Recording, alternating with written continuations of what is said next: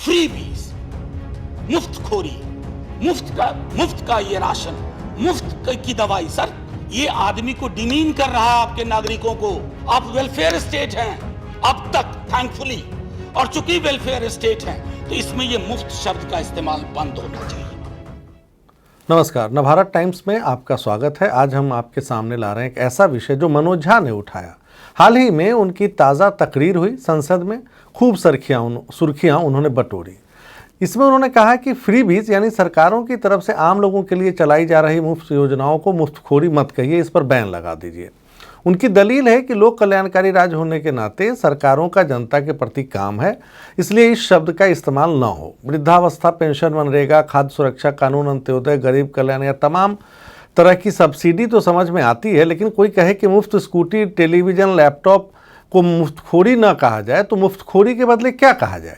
Chief justice NV. Ramna की अगुवाई वाली पीठ ने इसे सीरियस मामला बताते हुए केंद्र सरकार से जवाब मांगा है। साथ ही सुझाव भी दिया है कि इसको लेकर वित्त आयोग सिफारिश कर दे। अब जो मामला सुप्रीम कोर्ट में है उसको मनोज झा कह रहे हैं कि नहीं, मुफ्तखोरी न कहा जाए, ये ठीक नहीं है। आप समझिए कि अभी राज्यों पर 6.5 लाख करोड़ का कर्जा है और श्रीलंका में क्या हो रहा है ये पता है। फिर भी गले में गमछा लपेट लालू प्रसाद यादव के सामाजिक न्याय वाले सिद्धांत को मनोज झा और विस्तार दे सकते हैं, पर गरीबी के दर्द को भावुक तरीके से उठाकर इकोनॉमी के दर्द को नज़रअंदाज नहीं किया जा सकता। इसलिए मुझे मुफ्तखोरी को बैन करने की उनकी डिमांड पर आपत्ति है। हमारे संविधान के नीति निर्देशक तत्वों का ये हिस्सा है जो वेलफेयर स्टेट की वो बात कर रहे हैं। अनुच्छेद 38 और 39 में इसका जिक्र है। अब समझते हैं कि उसमें है क्या। 38 कहता है कि राज्य सामाजिक, आर्थिक और राजनीतिक न्याय सुनिश्चित कर आय, स्थिति, सुविधाओं और अवसरों में असमानताओं को कम करके सामाजिक व्यवस्था को सुरक्षित और संरक्षित कर लोगों के कल्याण को बढ़ावा देने की कोशिश करेगा। अब आते हैं अनुच्छेद 39 पर। इसमें कुल मिलाकर 6 तरीके के दिशा निर्देश सरकारों को दिए गए हैं जो बाध्यकारी नहीं है। मैं बता दूं, पर्याप्त साधन का अधिकार, सभी लोगों को आजीविका के साधन का अधिकार। दूसरा, भौतिक संसाधनों के स्वामित्व और नियंत्रण को सामान्य जन की भलाई के लिए व्यवस्थित करना। कुछ ही व्यक्तियों के पास धन केंद्रित न हो। पुरुषों और महिलाओं दोनों को समान कार्य के लिए समान वेतन। श्रमिकों की शक्ति और स्वास्थ्य की सुरक्षा। बच्चों के बचपन और युवाओं का शोषण न होने देना। अब आप बताइए, इसमें कहाँ लिखा है कि जनता को मुफ्त बिजली, पानी, गाड़ी का वादा करना चाहिए? इसकी कल्पना तो 1976 में इमरजेंसी के दौरान 42वें संविधान संशोधन के समय भी नहीं हुई, जिसमें समाजवादी शब्द जोड़ा गया था, आपको ध्यान हो।